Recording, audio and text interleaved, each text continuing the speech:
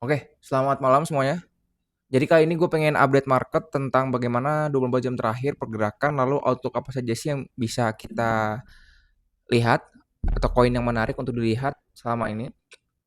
Kalau kan kita sudah tahu jika kemarin tuh sempat ini ya, Bitcoin dan altcoin tuh dump, dan sekarang bagaimana update-nya? Apakah ini masih akan dump atau sekarang kalau misalnya kita bisa lihat di tanggal 8 Februari jam 10 ini New York session itu semuanya tuh pada recovery ke atas. Nah, recovery-nya ini yang kita pertanyakan tuh apakah ini trapping atau ini ya, mulai bullish, mulai recovery ya. Jadi kita langsung update saja. Yang pertama di sini gua akan update USDT dominance-nya ya. Yang dimana di sini ada area yang menarik di USDT dominance yang berpotensi jika dia berhasil close di bawah area ini, maka altcoin dan Bitcoin akan mendapatkan flow atau seenggaknya kita dikasih napas dulu nggak dam terus lah gitu. Lalu kita lihat saja di USDT weekly-nya di sini yang gue maksud adalah sekarang USDT weekly-nya itu berada di area supply-nya, ada potensi dia akan turun sampai 7.300 sampai 7.900, 7.019 sorry. Yang dimana kenapa gue bisa bilang ini akan turun USDT dominance-nya?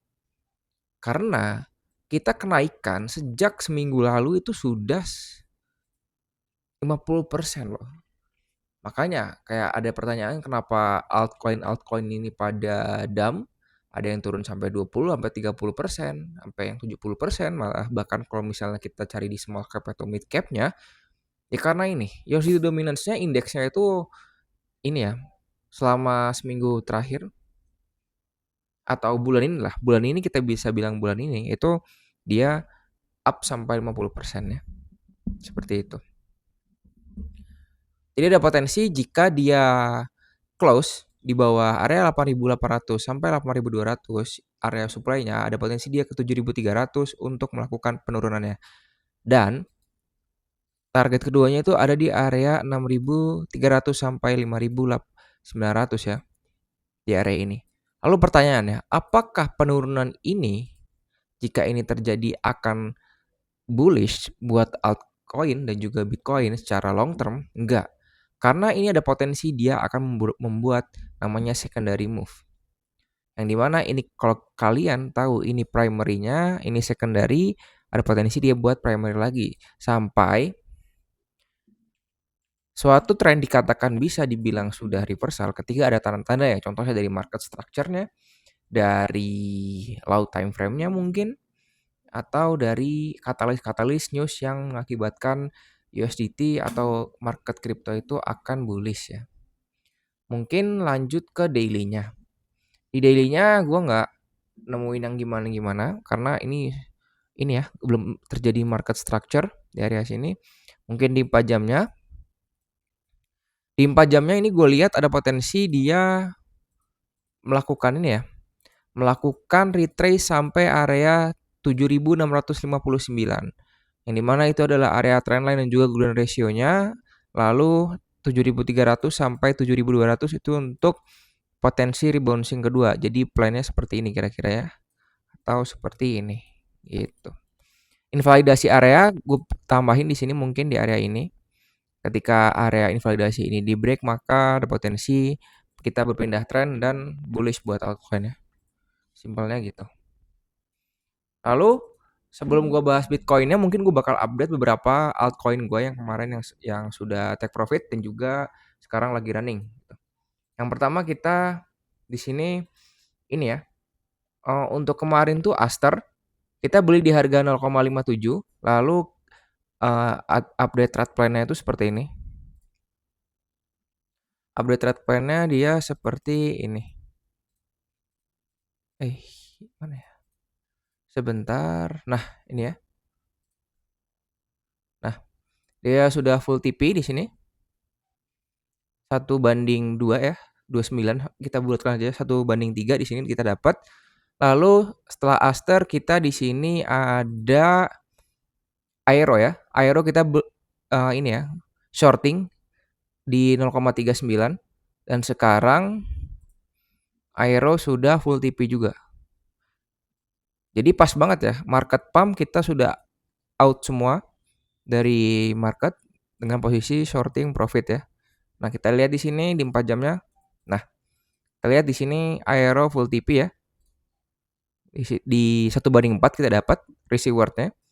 Lalu ada lagi kita ini Jup ya, Jupiter. Yang dimana kita shorting di area sekitar area 0,2, 0,19. Di sini gue update juga. Bentar agak nge-lag nih. Nah, kita lah di sini sudah TP2 di sini. Sekitar 1/2, 20% kita profit. Harusnya gue TP di sini tapi belum ini ya, belum sampai. Akhirnya gue close di area ini karena tahu indeksnya itu pada mau naik ya. Lanjut gua update tentang Bitcoin. Ini Bitcoin udah lama udah TP kan. Kita lihat dari sini aja udah take profit gitu. Lalu gue sekarang ada posisi buy ya atau long, yaitu di altcoin namanya CCUSDT ya, yang dimana ini udah running sekitar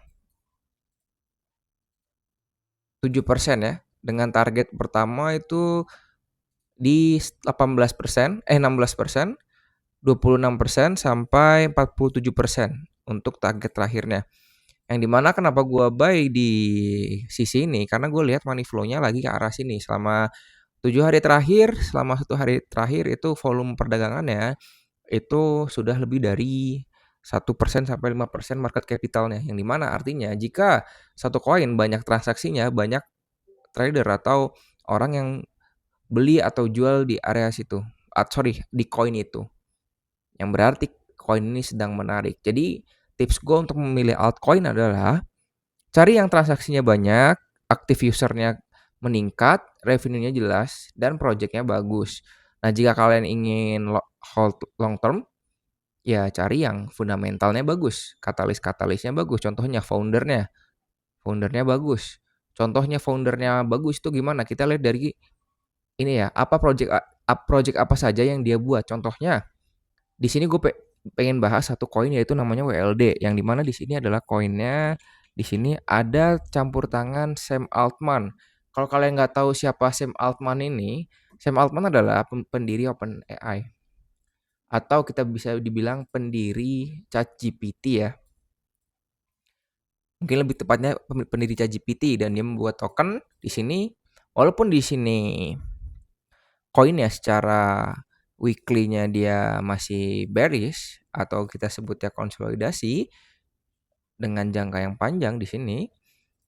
Jika foundernya bagus, maka gue percaya sama ininya, projectnya ya. Lalu kita langsung charting aja di sini ya, simple. Ketika dia break area ini, ada potensi dia akan di bouncing ke sini gitu. Ini targetnya. Itu ya. Mungkin itu kita update Bitcoin ya. Bitcoin secara time frame 4 jamnya di sini gue lihat masih ada dalam keadaan bearish. Yang dimana dia sekarang lagi pullback ke atas ya, wajar. Ini belum bisa dibilang bullish ya, karena kita lihat penurunannya 21% dari area ini. Atau misalnya kita lihat dari sini belum ada pullback yang minus 31%, lalu belum ada pullback yang signifikan. Sekarang waktunya pullback ya wajar, bukan berarti langsung bullish gitu. Jadi kalian harus pantau-pantau juga. Jadi kayak misalnya buy di sini dibilangnya bullish, padahal langsung turun berapa 20%. Buy di sini baru plus 1%, dibilangnya bullish, padahal turunnya lebih dari 30%.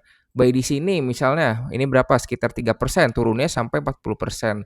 Jadi ya kalian harus ini juga ya, harus lihat juga. Karena banyak ya, yang gue lihat tuh orang biasanya long Bitcoin.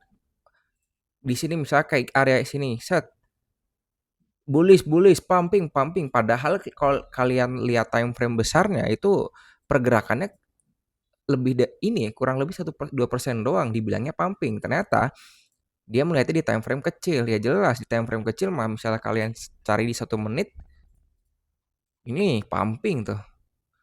Nih pumping, misalnya di sini bilang kalian,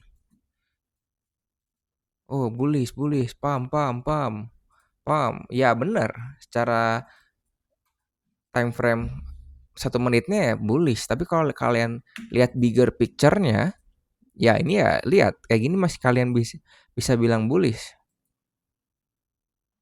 gitu. Jadi kalian harus ini juga ya, harus objektif lah gitu. Jangan denial karena market itu selalu benar. Kita yang perspektifnya bisa salah. Jadi jangan ini ya, jangan kemakan ego ya. Jadi gitu. Jadi mungkin gue bahas satu yang potensi kalau misalnya di area sekarang itu ada potensi pullback ya, yang mendukung teknikal kita, yaitu kita bahas tentang Bitcoin liquidation heat map. Di sini kalau kita lihat cara yearly-nya di sini liquidation bawahnya itu udah di wipe out semua ya. Udah dibersihin semua, ada potensi dia bakal ini ya, rebouncing ke atas yang dimana biasanya jika market itu kan mengejar liquidation. Jadi kalau misalnya liquidation-nya udah di hit, ya sudah mereka akan mengejar liquidation yang di bawahnya atau di atasnya. Nah, kalau di sini kita lihat BTC liquidation heat map yang di 1 jam, 1 year ya, 1 tahunnya, ini ada potensi dia 126.000 gitu. Tapi ya ini belum bisa jadiin katalis yang kuat ya. Karena kita juga harus lihat teknikalnya, kita lihat fundamental makronya juga gimana. Jadi agar kita nggak digocek ya sama market. Apalagi sekarang kan banyak-banyak ini ya berita-berita yang contohnya kayak sebenarnya itu nggak mempengaruhi market tapi kadang suka dikeluarin. Contohnya kayak koin ini udah mulai pembayaran di negara ini gitu, udah bisa digunakan. Biasanya tuh yang kebanyakan tuh biasanya ini ya armada-armada bandara atau armada-armada ini pesawat itu kan biasanya pembayarannya melalui kripto bisa. Gue sering lihat tuh kayak contohnya kayak kemarin gue sempat lihat tuh kayak XRP dia pembayarannya bukan di ini ya pesawat tapi kayak pembayaran buat beli apa gitu buat beli barang bisa pakai XRP, AVAX juga. Jadi ya itu nggak mempengaruhi harga kan. Jadi kita harus pinter-pinter juga nih memilih katalis-katalis berita yang memungkinkan untuk ini berguna bagi market atau berpengaruh bagi market apa enggak gitu. Untuk sekarang sih itu aja ya untuk newsnya dan juga katalis-katalis dan juga chartingnya. Jadi kesimpulannya ini pullbacknya bukan langsung bullish ya gitu. Kalau menurut gue ini masih sangat bearish ya gitu. Jadi gitu aja semuanya. Thank you semuanya udah nonton. Bye bye.